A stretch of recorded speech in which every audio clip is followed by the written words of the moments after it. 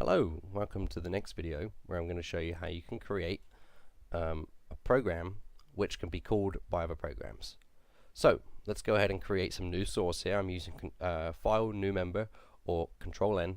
There's a little button up here to create a new member in the existing source physical file that you're looking at. I'm going to call it second program. It's going to be an RPGLE type, and it's going to be the text is going to be my second program.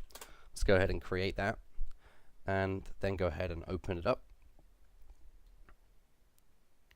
Like so. I'm going to have it so I'm split, I can see both at once. Now the first thing I'm going to do in my new program is copy the **3 to say that it's an all free format program, and then also copy the control option to say that the default activation group is *no. Then I'll put the return in. Then we need to make the program interface. So we need to be able to tell the program what the parameters are for the program, and we can do that just like we would do for sub-procedures where we can use *PI and then the name of the program. So in our case, second program. We use end.py to end the block. Now this program is going to have two parameters in it. The first one is going to be name. So let's do pname. I like to use p for parameter. Character 10. Again, these are going to be passed by reference only. And then p real age int 3. I'm going to line these up too because I like the formatting. And so now we have these two values. So I'm going to go ahead and use display. Name in is pname, and then age in is character p real age. Save. And then because they are passed by reference, that does mean we can change them in the program. So I'm going to change pname to Steve, and I'm going to change p real age to 22.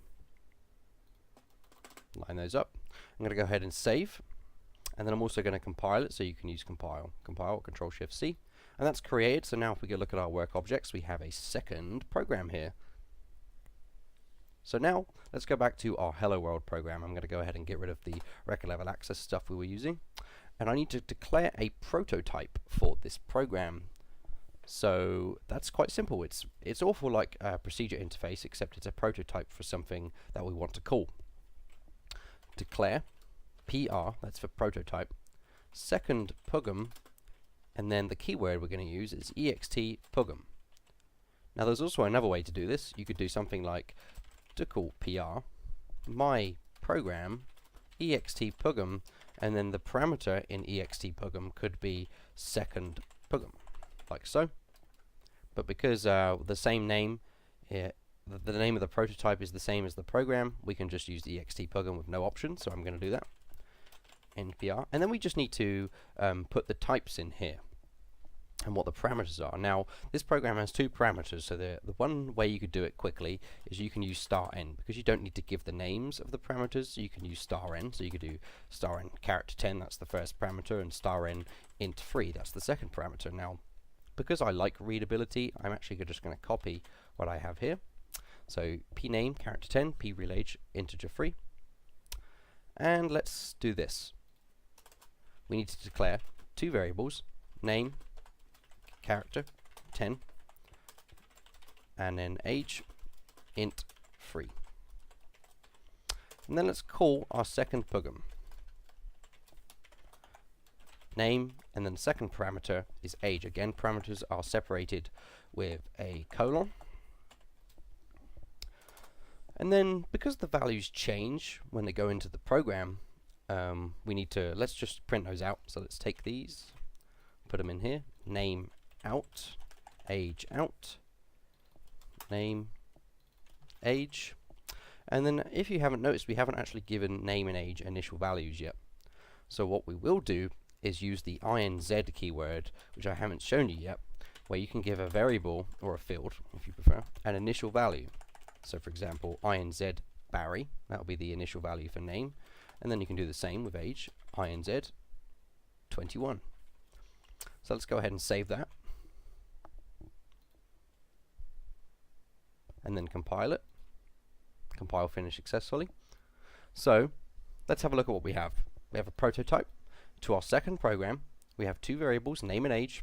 Then we're calling our second program.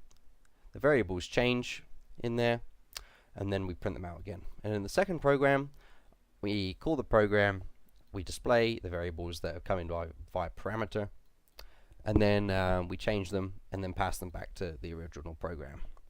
So let's open up our green screen here, and let's do a call to hello world. So let's do call user 00012 / hello world. Just job log. So name in Barry, age in 21, name out Steve, age out 22.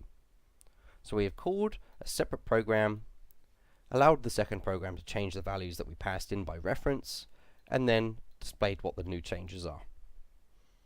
And that's basically calling programs in RPG. Again, they can be a lot more complicated than this. Of course, they don't have to be characters or integers. They could be any data type, of course. And they can even be data structures, so you could pass data structures as parameters. You could pass pointers to something. It could be however you need it to be. But that's a quick overview of calling programs in RPG, and I hope this was a good start for you.